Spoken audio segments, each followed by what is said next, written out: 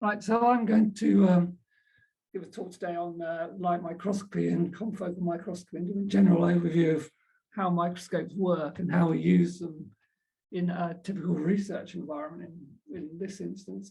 So with that in mind, you can sort of see the sort of microscope that you might typically come across in a lab is quite a sophisticated object, judging by this picture here. So we'll try and sort of delve into some of the details of how those actually work. I'm going to quick overview of the LMB Light Microscopy Facility, then we'll go into the details of the microscope, and then we'll go through some increasing levels of complexity into fluorescence, confocal, and maybe multiphoton if we get there, given the time. So in terms of the facility, there are a few of us working there, and if you're working within the LMB, use the intranet and contact us. I won't dwell too much on that, given we have external speakers. We do have a lot of systems that are in communal use. So these are all shared instruments, and they vary from a wide field microscope to confocal microscopes to super resolution microscopes and light sheet microscopes. Now, I won't talk about super resolution and light sheet because those sort of deserve their own lectures as standalone subjects, and that will be given by other speakers. What we're doing as a facility is helping you learn to use these systems and use them, as a standalone, as an independent user within the building. We are in different times for the way we work. So in terms of what we're doing, we basically have reduced room occupancy. There's wipe down kits that are available for all these microscopes, and we're doing a lot more of our training via remote access to the microscope computer and Zoom calls and what have you, and remote login. But we're all still available for help, troubleshooting, training, and everything else. Just contact us remotely. And actually, since we have a lot of AZ participants, I would just like to say thank you for making our life a lot easier. What are we looking at? Things ranging from the very smallest sort of living objects around bacteria. There we can see cytoskeletal changes in living bacteria, up to fixed and stained cells, through model organisms. This is a Drosophila larvae. You can see its internal organs, and up to fixed stained tissue sections like this mouse brain. So a whole range of sort of biological specimens. That's what we're working with. Also doing quantitative imaging, segmentation, making measurements on all those sort of images that we do. And again, that's the subject of its own lecture. So just going back to the light microscopy, when was it invented? Well, lenses have been around for a long, long time. And what we're actually thinking about really is around the sort of 1600s, optical instruments became into use, and Galileo's telescope, for example. But the really important dates for certainly for biological microscopy was around in the sort of middle to late part of the 17th century with the work of Robert Hooke and Antony van Leeuwenhoek. And this little sketch underneath, this is really the sort of guts of the very early microscope. It's just a lens taking a small object and forming a larger magnified image of it. But the work of Hooke and other people was very, very much important. He was the first person to sort of sit down and he sort of hand drew what he saw through these microscopes. And he was the first person, for example, to describe, he coined the word the cell for the sort of fundamental sort of building block of plants and what have you. And his work has really set the ball rolling for the biological microscopy. Similarly, van Leeuwenhoek, he was very, very active, and that's a picture of his microscope here. So if you can see my little cursor floating around, the sample actually went on this pin here, and the lens of the microscope was this little black dot sandwiched in this sort of brass leaves, and you look through it from behind and got a magnified image. So this is basically a very short focal length magnifier, and he published his work as well.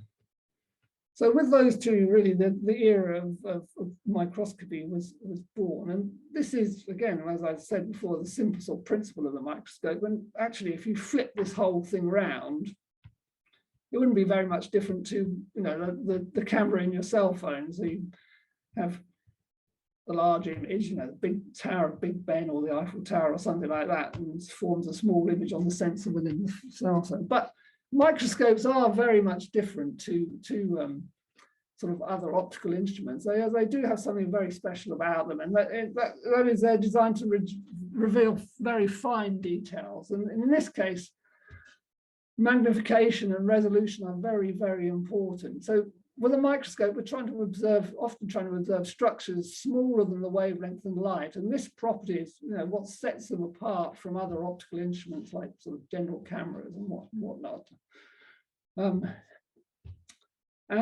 This has some very profound implications on how they are sort of made to be used. So we think about sort of typical samples we might want to look at. We sort of start at animal models, mice or Drosophila larvae or worms or something like that, going down in sort of bits of intact tissue, fixed tissue slices, single cells, or subcellular organelles. And this level, this is a level where we start to get to the resolution limit, where the objects we're trying to see are the same sort of size as the wavelength of light. And then obviously down at single molecule level, we're well below the wavelength of light.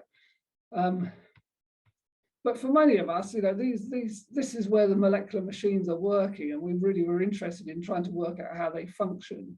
So this sort of resolution limit is of great importance to us. And conversely, going the other direction, we cannot see through large bits of tissue. You can't see through my hand because of scattering and what have you. So these are all important things. So what has gone on in the sort of intervening years between the sort of mid-1600s and today is basically how to improve the resolving power of the microscope. And now we could basically come into fundamental physical properties of light going through optical instruments: diffraction, refraction, dispersion. So these are all the things we have to consider. So diffraction is really embodies the wave-like nature of light. Refraction is ray bending. So in many respects, that's inherent. We know a curved glass surface, refraction at a curved glass surface causes rays to focus, and that's how lenses work. But it still has some implications on how we present samples to the microscope. Then dispersion, different colors focus slightly differently. So that would sort of give you some confusion about where things actually are. So normally the microscopes are corrected for that as well. So let's start with diffraction. So what happens when the size of the object that you want to look at is about the same size as the light that you're shining at on it? This is a really fundamental property question that we have to think about in relation to microscopes. So diffraction can be sort of, in this example, we've got a plane wave, a wave of light goes through a square, a small aperture is focused, it goes through a lens, and in the back focal plane of the lens, we get a diffraction pattern. Now, the problem here is that basically as that aperture gets smaller and smaller, this pattern gets bigger and bigger. So we really cannot ignore diffraction. Large diffracted patterns are going to cause some problems in imaging objects. So we really have to deal with this. So the first inkling about this really came at around 1800 with young slits. And this was the experiment that nailed down the fact that light was a wave-like phenomenon. And up until then, there's a sort of, was it a wave? Was it a particle? How can we really tell these things? And there wasn't, the sophistication of modern day instrumentation around as well to get there. So this experiment really showed up that that light was indeed a wave, and that also that diffraction was an interference, and diffraction was a very important phenomenon in all optical instruments, and that really started to inform how to make better microscopes. Now, in sort of middle of the 19th century, Zeiss, for example, was building microscopes. Now he might have been, you might say, oh, he's sort of come to the party rather late, but up until his sort of work, it was really the accumulation of empirical knowledge of how to make good microscopes was the way that the whole industry worked. But Zeiss was smart enough to say, you know, can't we put this all on a sounder theoretical footing? And he actually approached Abbe to try and come up with a sort of theory of image formation in microscopes. So, and this is really where the insight into how they work came about, so from Abbe's work. What Abbe had is in effect quite a simple piece of experimental apparatus. He just used grating-like objects and aperture stops as his experimental devices, and put them in a microscope and sort of looked to see what was happening with them. What he saw is something like this. So you have an object. Here we're using a grating as a sort of typical prototypical object. And then if you look in the back aperture of the objective, sort of F away from behind the objective, you see this diffraction pattern as I sort of described earlier. So here is a sort of the straight through light, the undifracted light, and then you have a plus and minus first order, plus and minus second order diffraction pattern.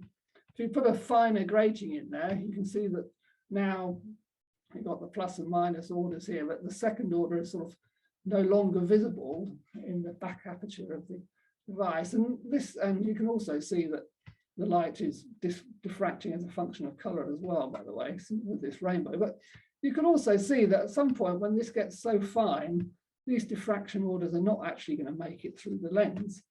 So, and this is what Abbe sort of realized and introduced. So he introduced this concept of numerical aperture, and really, in terms of resolution, NA is king. This is what gets you fine detail. So the numerical aperture is this quantity n sine alpha, where it's a half angle of the aperture of the lens, and then immersion, so oil or water, you can increase the NA.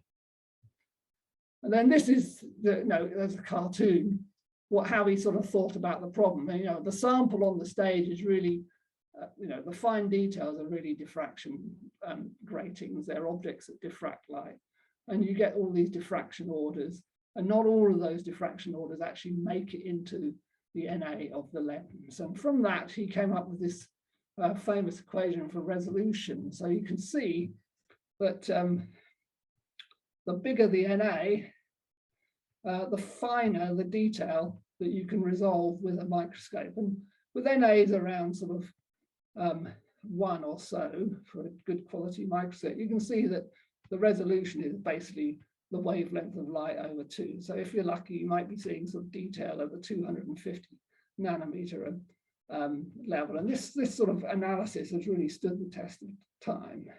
So just to go through that sort of one more time, we've got this sort of object on the stage with a lot of very fine detail at the sort of wavelength scale.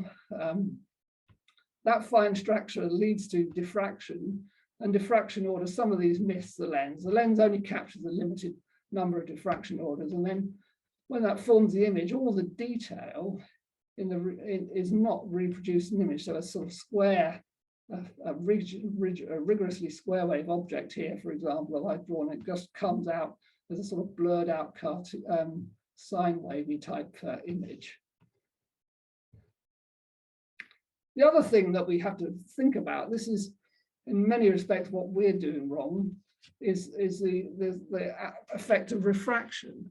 So what's really saying is lenses bend and focus rays of light, but in real life, like all of those rays don't actually end up in a perfect focal spot. It's a diffracted limited spot, and if it's bad, we get aberrations and distortion and a blurred image. But with the high quality research objectives that we have, plan apochromatic objectives in the jargon, if we were to use them exactly as the lens designer intended, then these images would be almost free of aberrations. They would be sort of diffraction limited imaging. So if we consider this simple case, we've got a few rays here on the cartoon, one sort of near the optical axis, one coming down a bit off to one side and one at a bigger angle. They're all three of these are coming to a sort of common point. Let's say that's a focal point. Now, if I introduce a slab of higher refractive index medium, you can see what's going on. Those rays get there's a bit of refraction at these interfaces, and they get sort of shifted out of their ideal path, which was this dotted line here. And now you can see that the crossing points of these rays has moved a bit. And this really is the sort of why we have to deal with aberrations in microscopes in particular. You can also see that the bigger the angle, the worse this effect is. And now this is relevant because we're interested in using high NA lenses, so lenses that have very big angles. So we've really got to pay attention to the details here. And then also, because of chromatic dispersion, which we'll get onto in a moment, we also get chromatic aberrations. Our red and blue light don't focus exactly the same. Why this is relevant is possibly what we do to the microscope. So this is, for example, a sort of cartoon of a sample. We've got the microscope objective up here. We've got some sort of immersion medium, that could be air or oil or water. We've got the sort of cover slip or the slide itself, and then the sample back down here. And these in principle all have lots of different refractive indices. There's refraction going on at every single boundary. And though all of those together could give us some problems with having an aberration-free image. So what we do need to do is pay attention to the details. So for oil, it's not so bad, as effectively these top three elements, the lens, the microscope objective itself, the emergent medium, and the cover glass, they're all the same. They're all the same refractive index. And there's no bending, ray bending going on through these at all. Then the issue is the sample. Here we really want to make sure that the immersion medium of the sample is actually refractive index matched to what the lens is designed to work with. So for an oil immersion lens, that would be the refractive index of oil at 1.514 refractive index. So we should use refractive index matching if possible. We want to avoid having a great thick layer of it all, and then, I mean, one way or another, we have to try and bring the sample into line as well. Now, if it's fixed, we can sort of mount it, and that works quite well. If it's live, that's a watery sample, so you can see that watery samples are inherently refractive index mismatched to oil immersion objectives. So yeah, these are things that we do need to take care of. So we want, in particular, use the right thickness of cover glass. And the last thing on these three things is this notion of dispersion. So that's how light spreads out into a spectrum with a prism. Basically, the ray bending is different depending on wavelength. That was actually largely dealt with quite early on with the achromatic doublet, which, well, there's a bit of some doubt about who actually invented it, but it was around sort of 1730s. And basically, with that, you can take sort of red, green light and bring them to a common focus with this doublet lens. One is a flint and one is a crown glass. So those, and again, this was sort of certainly done by Abbe's time. What has changed in more recent times is this notion of a finite tube length microscope and an infinity corrector microscope. What I've talked about so far is a sort of having a lens, an object a little bit further away than f away from the lens, forming a real image somewhere in the microscope. And for, in terms of the jargon, we have this sort of object plane and the image plane, and these are said to be conjugate planes in a microscope. In the modern microscopes, particularly in the research lab, we have this so-called infinity correction thing. So what in this case is that the object is actually f away from the specimen is f away from the objective lens, so that any point on the specimen actually forms a collimated beam. And then that goes through a second lens called the tube lens, and that's the image forming lens. So this would be where your camera is or where the eyepiece is placed. The advantage of this is you've got this so-called infinity space back in the middle here between those two lenses, where you can put all the sort of extra gubbins of, say, fluorescence microscopy. This is where the confocal microscope light path is introduced into the microscope, for example, and other bits and pieces go in here. And the advantage is, because this is collimated light, we get it's less aberrating when you put optical elements in that light path. So that's why, that's the sort of typical format of a modern microscope, and hence you hear this thing called the tube lens taught, and that's the actual image forming lens in these infinity corrected microscopes. The objectives themselves are covered in markings, and generally speaking, obviously the manufacturer proudly puts their name on it, but the sort of naming down here, plan apo, that tells you, is it flat field corrected? Is plan apo is about apochromatic, which means color correcting. And generally speaking, the more writing you've got on this line, the more expensive the lens is. But then there's the more practical things. It tells you the magnification, tells you what the immersion medium is. So if it says oil, you have to use oil to get an image out of this thing. This little infinity corrections sign tells you it's an infinity corrected microscope, and then the 0.17 indicates the cover glass thickness. And all these details do need to be paid attention to and adhered to get good images off the microscope. In terms of using it, I mean, often we're going to come in with a lower magnification objective, 5, 10, 20x, to find the sample, get it into focus. And those are sort of characterized by a relatively large gap between the objective and the sample. Then to get high resolution, we would typically pick a high NA lens, somewhere in the 1 to 1.45, which oftentimes will be an oil immersion lens. So we need to have a layer of oil between the objective and the cover glass. And as I indicated before, these are not necessarily perfect for thick watery samples, but generally would be the objective of choice if you've got a thick, fixed specimen or a tissue slice under a cover glass. The other things that we might use are a higher numerical index air objective, where the objective itself is within a few hundred microns of the actual cover slip when we're in focus. So it's a very small gap there. And you really, really must use the correct cover slip thickness to get the best optical performance out of these. So if it says 0.17 millimeters for your cover slip, that's what you must use. If you're working with live biological samples, you might want to use a water immersion objective. So the sample itself, cells in culture or bits of tissue, they are inherently watery, and they might well be sitting in a cell culture medium, which obviously is mostly water. In this instance, you put a layer of water between the cover glass and the objective as the immersion medium, or alternative with certain of these, you might have a water dipping one where the sample dips in from above actually into the dish with your sample in it. Typically in electrophysiology you might encounter these, where there's these tend to have a slightly bigger gap here, so that you can actually squeeze in an electrode into that gap between the objective and the sample. But again, it's the idea here is the immersion medium increases the numerical aperture and gives you higher resolution. That's the whole point of going to the effort of using these sorts of objectives.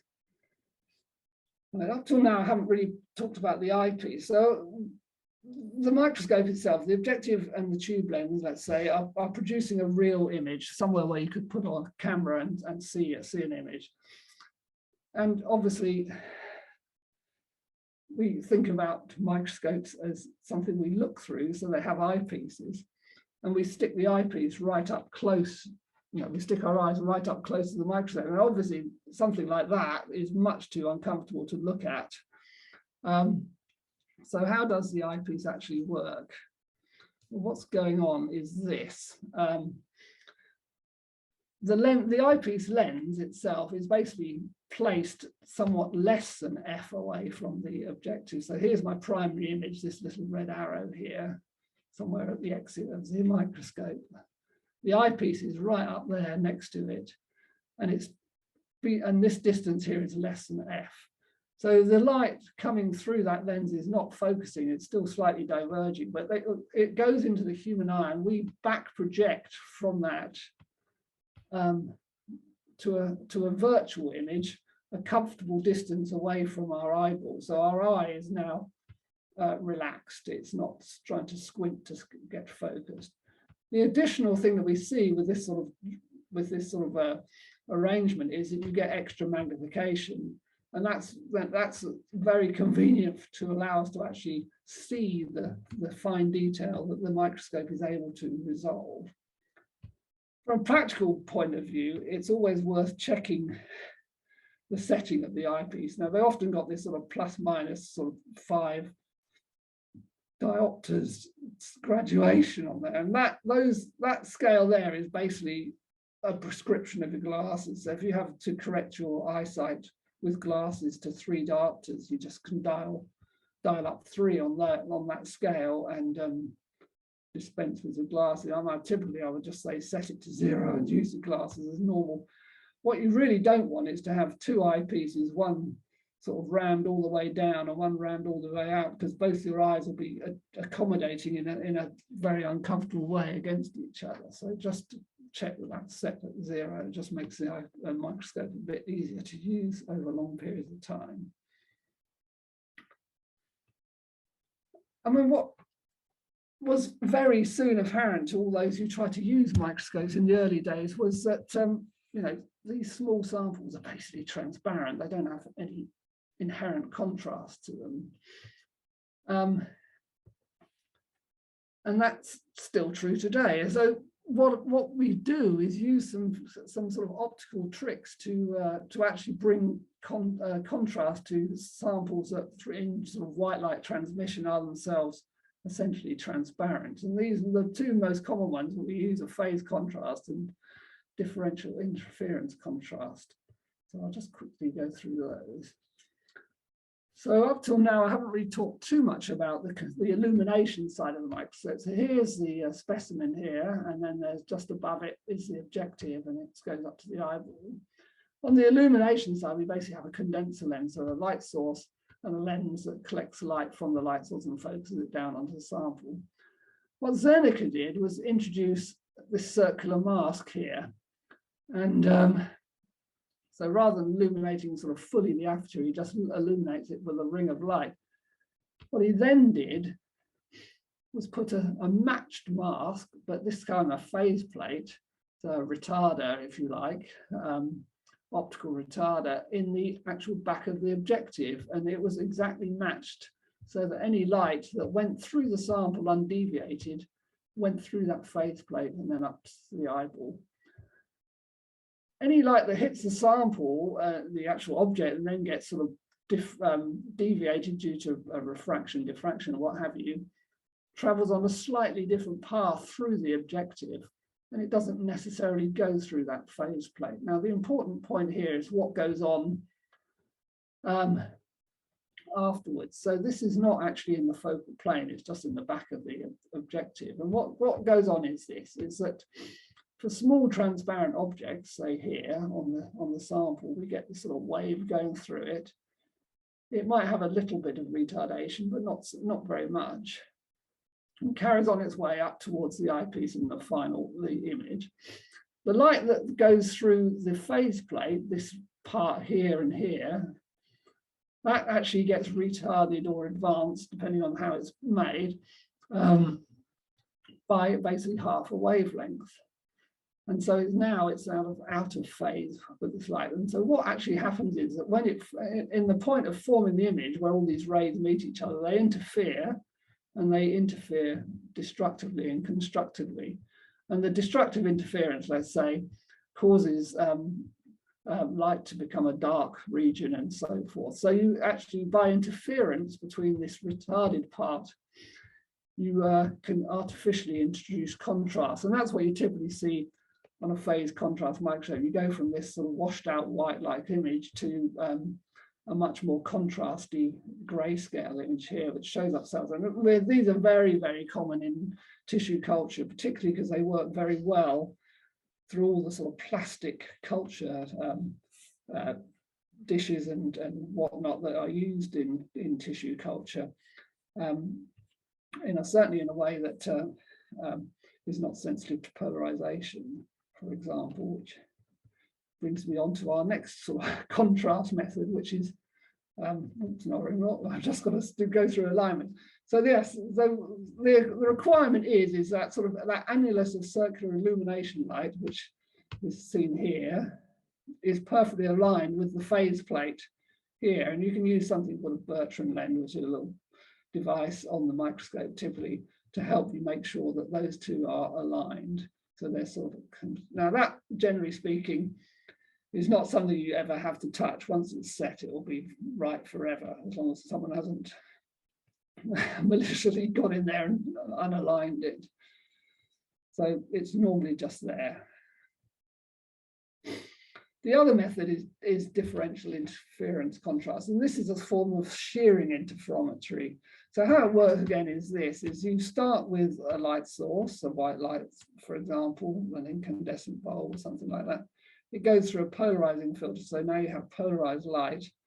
That goes through this thing called a Wollaston print filter. Sometimes you'll hear it called a Normarsky prism. But what that prism does is split that polarized light into two orthogonal components with a very, very small degree of shear between them. So they propagate up through the microscope, not one on top of the other, but slightly separated.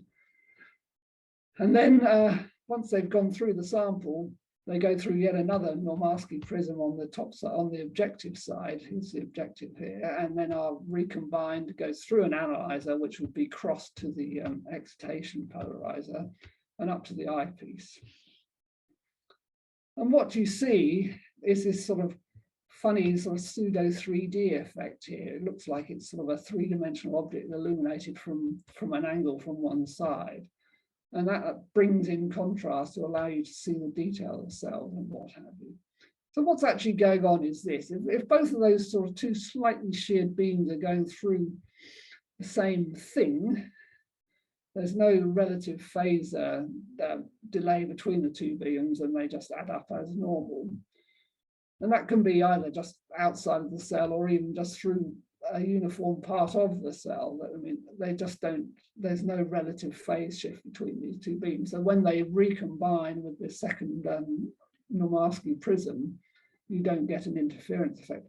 If, on the other hand, those two sheared beams are going through an edge of an object, then there is a relative phase shift between them. One might be missing it, and one might be going through the edge of it, and then there's a bit of retardation. So when they recombine, there is some interference effect going on, and you can get light or a dark fringe. Now, it's worth pointing out that this shear, the distribution, is of the sort of order of a couple of 100 nanometers, something on that sort of scale. So it's very fine detail. What is remarkable about this method is that you can really see a lot of detail. You can sort of see ruffles on the top surface of a cell. So it's a very sensitive method. And that, you know, as characteristic of interferometry in general, it has high sensitivity to small distances.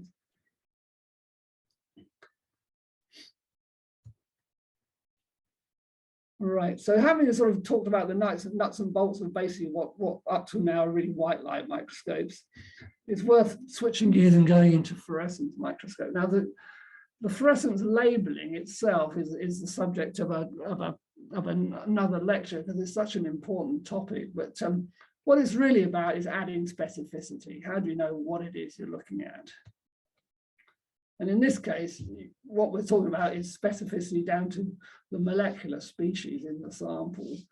You can use antibodies against particular proteins, toxins against molecules like the cytoskeleton. You can use binding partners, ligands, and things like this.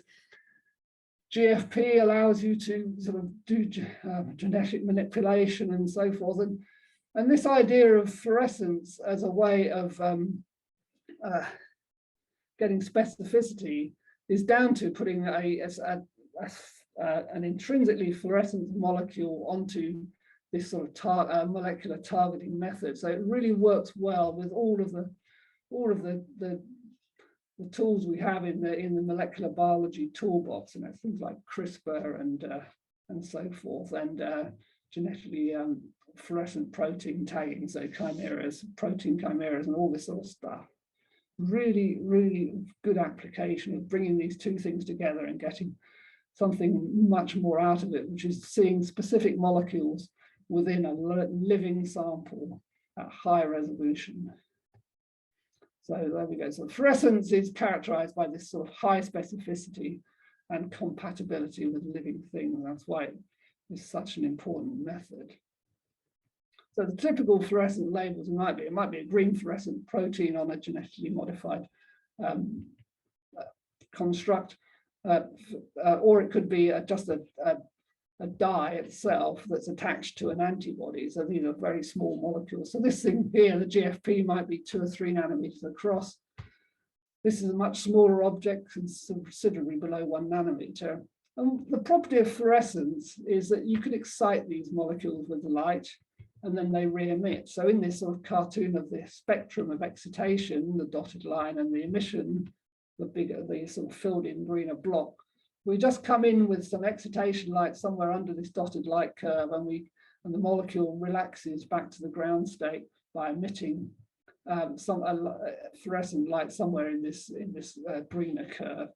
So see that sort of from spectroscopic perspective. Here we've got a sort of molecule in its ground state, S0. There's the first excited state, singlet excited state. You can shine, say, blue light along, and that molecule goes up into an excited state.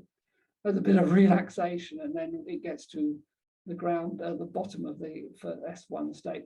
If it basically emits a slightly longer wavelength photon, slightly lower energy, this distance is smaller, it can get back to the ground state. So this is where you have sort of blue light in, green light out, or green light in, red light out, and so forth. That's known as the Stokes shift. It's not all good, though, unfortunately.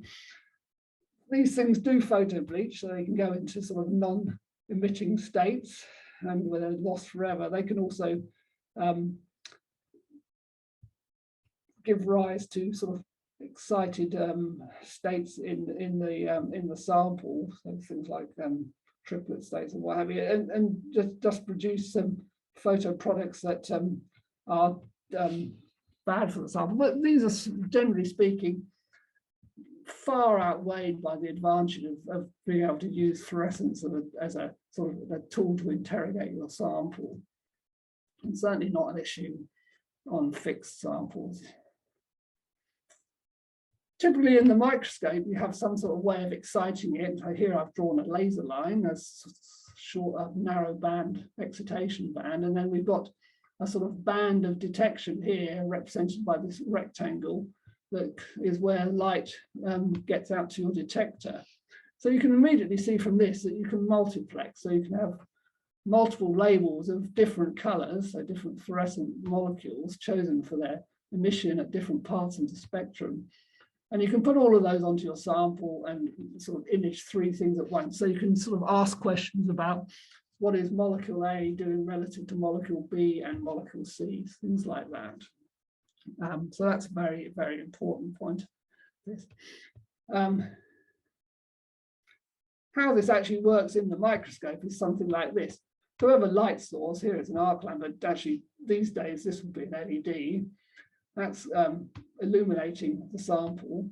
It comes to this so-called filter cube here. So this filter cube has sort of 3 components: an excitation filter, a wavelength separating filter or dichroic, and an emission filter. So the light comes in, goes through the excitation filter. There we select out the band of wavelengths to excite the sample. The sample re-radiates fluorescence at a slightly shifted wavelength. So if we're coming in with blue light, typically it will be coming out as green light. It's cleaned up by an emission filter and goes up to either the eyeball or a camera. Now in our sort of facility, what we're actually training you to do is how to use all the automation of this microscope so that you can do this in multiple colors, multiple positions over extended periods of time, all sort of without too much intervention from you as the user.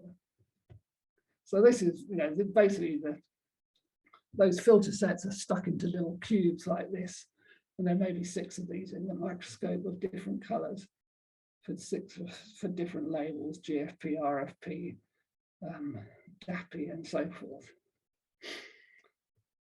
Right, so that's sort of the nuts and bolts of fluorescence.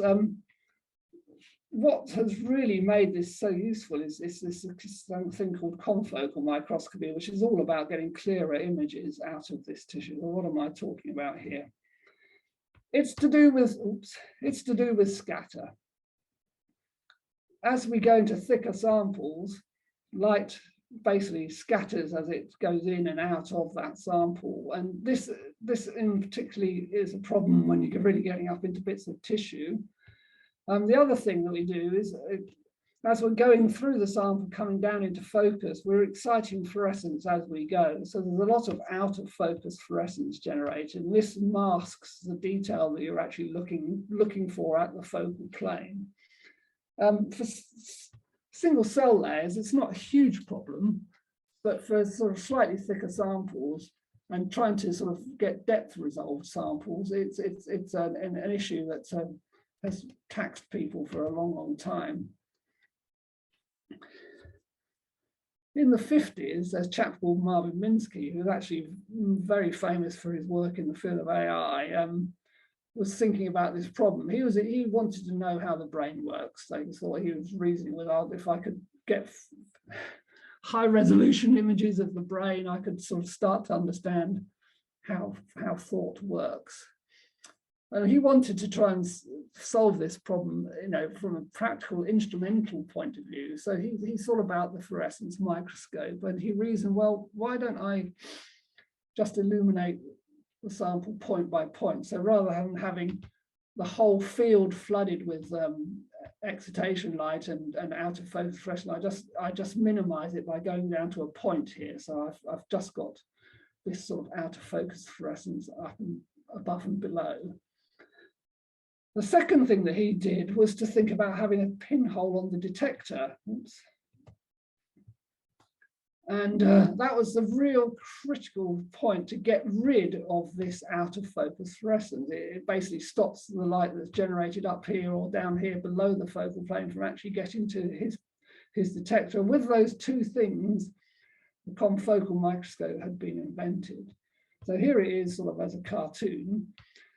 We've got a focal plane down here at the bottom, and its image plane. And these are conjugate planes. In this jargon, it's known as confocal planes. They are related to each other through the imaging action of the microscope. We come in with a light source with a sort of parallel beam of light, goes through the objective, is focused down to a point. Now, obviously, a single point is not an image, so we do need some scanning mechanism in there, which I've just indicated with this cartoon here, and there are various solutions for that, but I won't go too much into that detail at the moment. And then that point there re-radiates fluorescent light, let's say in a fluorescence microscope, comes up through the objective, is focused down to a point by the tube lens and through a pinhole and off onto the detector. And then with scanning, you get a 2D array.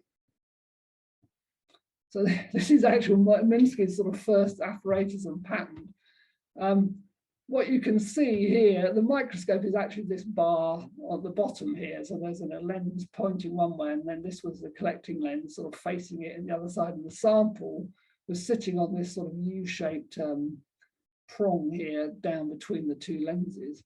And then this whole gantry apparatus was his scanner. It would wiggle from side to side and wiggle up and down, and that basically did the image scanning that was required. In terms of the actual confocalness of his device, you can see it here. So here's his light source through a sort of pinhole, imaged onto the sample, and then light coming back from the sample is separated off by this mirror here, this beam splitting mirror here, through a pinhole and onto the detector. So he's got the whole principle here, point illumination and pinhole detection, which is the real guts of the confocal microscope. And what you can get from this is this sort of effect. You get sort of a fine detail obscured by out of focus fluorescence. So it's definitely in that image, but you just can't see it. With the pinhole, it all gets blocked out, and then you can see the detail of presumably cells and whatnot behind there. So the other thing that Confocal does is gives you very good depth resolved imaging in a three-dimensional object. So how does that work? And the reasoning is sort of more like this. It's to do with the way the pinhole works. It only lets through light from one plane. So if we consider this sort of red ray bundle, we've got a focal point on the focal plane here, is imaged right through the detector plane, through the pinhole and onto the detector. We consider an out of focus point here, a different focal plane, somewhere below it in this instance. That comes to a focus somewhere somewhere below the pinhole, and then the light carries on going and it spreads out. So what happens is the detection there for an out of plane of point, this point down here, the detection efficiency falls off as the square of this distance z, and so that leads to some sectioning. But also the illumination intensity falls off as z squared as well, as you can sort of see from this expanding cone of light. So obviously this is a forming illumination over 2D area, so it's an inverse square law. So you've got these two factors going as z to the 4 together, and that's what gives you the confocal sectioning. So it's very good at producing a slice out of a three-dimensional object at fine detail. So this might be a single cell which extends maybe 10 microns from top to bottom, and you can get slices every sort of half a micron through that object. This is a cartoon of the a picture of the first confocal microscope at the LMB, which was built by John White, Brad Amos, Nick Fordham, and Richard Durbin. And it's quite a contraption, but this sort of black object here, that's the actual microscope. All the rest of this is the scanning mechanism. There's the laser in the background. The scanner is here. And then the detector is this pin is back here as a PMT, and I'll just sort of give you a diagram of that. So the microscope part of it is over here, and then this is all the scanning mechanism. But the light that's sort of comes back through this scanner, you've got sort of you've got a slow scanner for Y and a fast rotating polygon scanner for the line scan, rapid line scanning, going back to a photomultiplier again. This was basically was developed and eventually a collaboration was built with Biorad with these instruments, and that's what it ended up as, MRC 600. Back in the day, I guess this must be from the 1980s. I think values have changed a bit here. We've got a cameo from Thing from the Addams family, showing the actual image, but that's what a sort of commercialized version of that thing looks like. So all the scanners and detectors and whatnot are inside this box here, and then the computer is just about getting an image on the screen. But what do you get from it? I mean, basically, you can do the same sort of thing. You get multiple dyes, and then with the optical sectioning, you can get 3D rendering, you get diffraction limited imaging, and you've really got sort of out of focus fluorescence. So there's a lot more detail in the sort of raw data coming off a confocal microscope, and with multiple laser lines and multiple fluorescence dyes, you have 4 or 5 channels quite routinely. But this is it. I mean, this is what it really gets. You get three-dimensional. You can make these sort of three-dimensional reconstructions of things. They really see the 3D architecture of the sample when you work with a confocal microscope. Right. So what's going on? I mean, one of the things in terms of resolution, is this idea of the diffraction again, which we talked about earlier.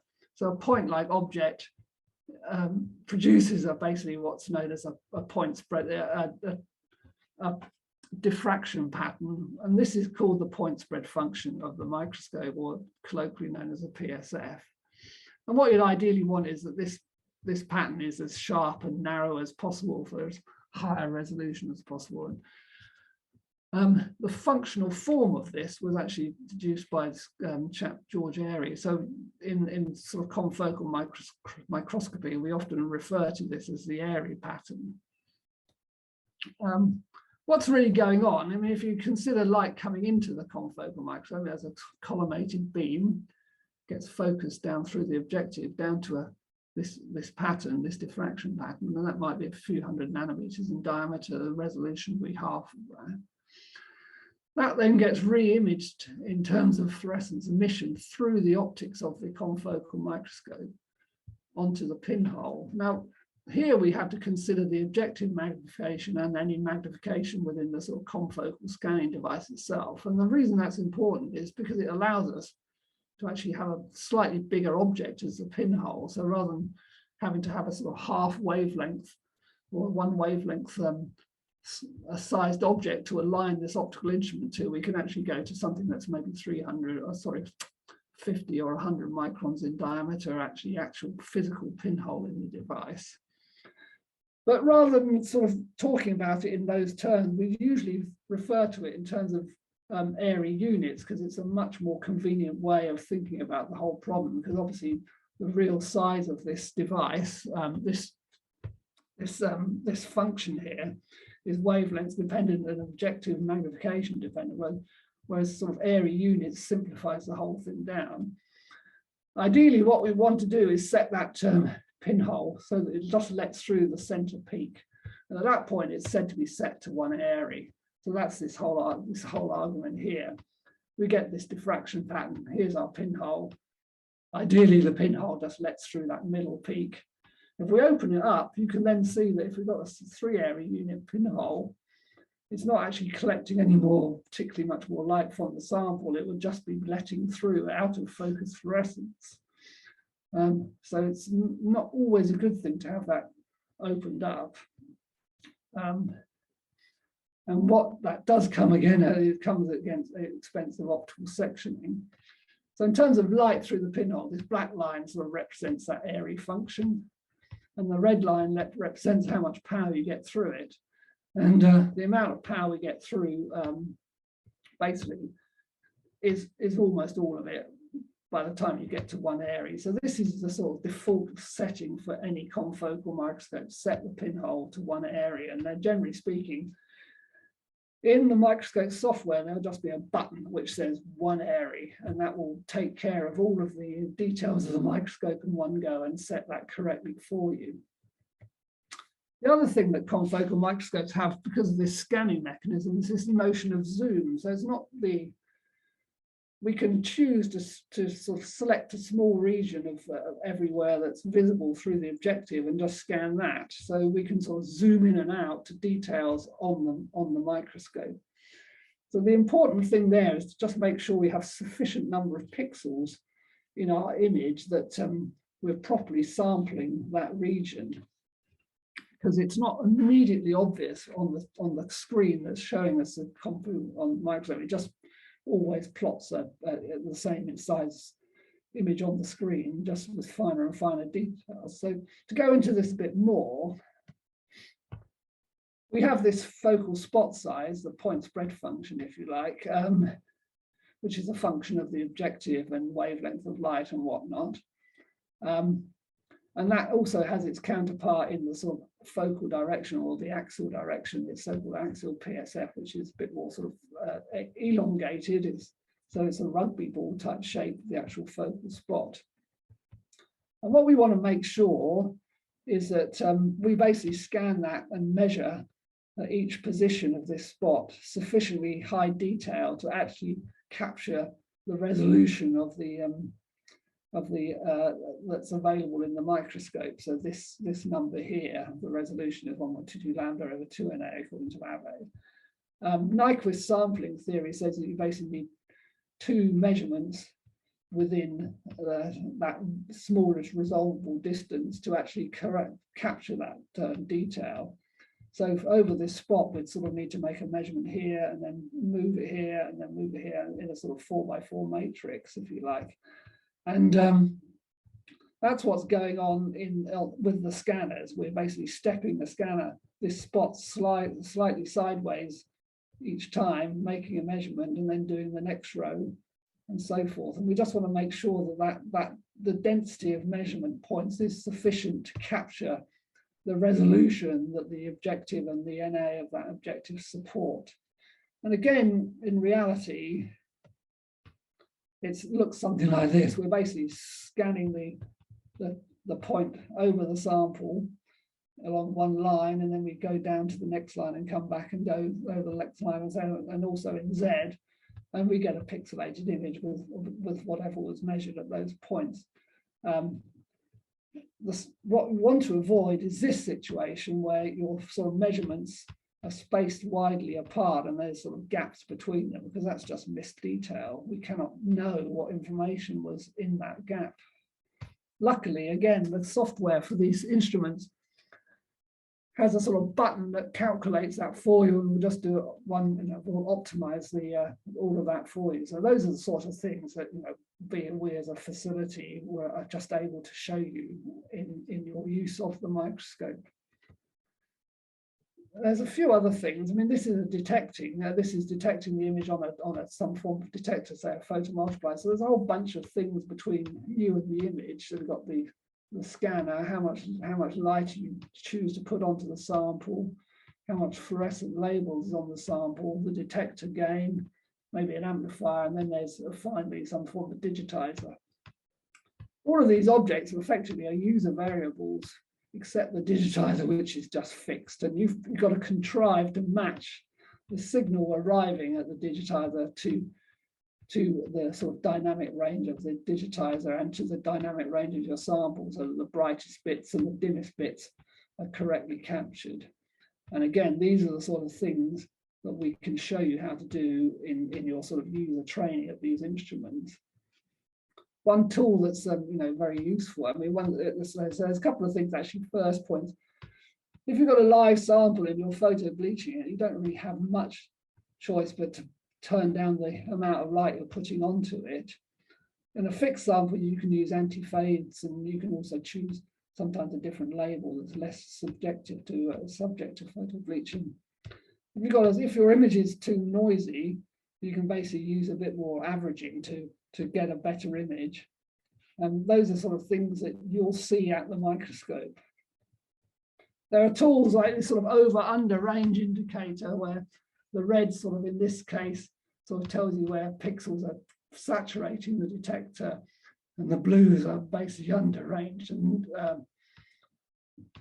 again, that gives you these sort of over-under indicators, tell you to sort of turn down the excitation light, adjust the offset to get a perfect image. Because obviously in saturation, this sort of peak, if you like, this rollover of the bump here is just lost as a flattened out peak. So again, saturation is a bad thing, particularly for quantitation. So please make sure you avoid it. But again, these sort of software tools help you find it and correct it. And then I think I should stop here now, actually, because we have run out of time. But the whole point about, I will just conclude by saying that multiphoton microscopy was a way to go even deeper into light scattering samples. That's what it really optimized for. So going into thicker bits of sample, and it's really made a huge difference in imaging into the living brain of experimental animals. And with that, I think I'll stop. Great, thank you, Nick. You have a number of questions in the chat function. Fabrice, does heat on the sample, is that a problem with some techniques? Generally, the absorption is not so much of the energy of the photon going in is lost as heat to the sample, but definitely some of it is. it's more things like creating reactive oxygen species, for example, in live samples, is more of an issue. If you've got anti-fade agents, you can suppress that. But so basically you're suppressing the chemical rather than suppressing the heating. But heating in general is not a huge issue. It might be more so in multiphoton, but again, the advantages sort of completely outweigh the disadvantages in that instance. And there's one question above me. Oh, sorry, I didn't go all the way up. Who's that? Yeah. What would you say the major benefit of 3D fluorescence microscope over a confocal? 3D fluorescence microscope over a confocal microscope? Depth of field, perhaps. Well, I would say if you're working in wide field and just taking a focal stack, you're generally speaking, your light dose to the sample is lower. So wide field is generally speaking gentler on your sample than a confocal microscope. So that's an advantage for sort of regular sort of microscopy approaches. The confocal microscope sort of has the same reach as a regular wide field microscope. If you can focus to the bottom of a sample with a wide field microscope, in principle, you can focus to it with a confocal microscope. The confocal microscope is, the pinhole is rejecting out of focus light. It's not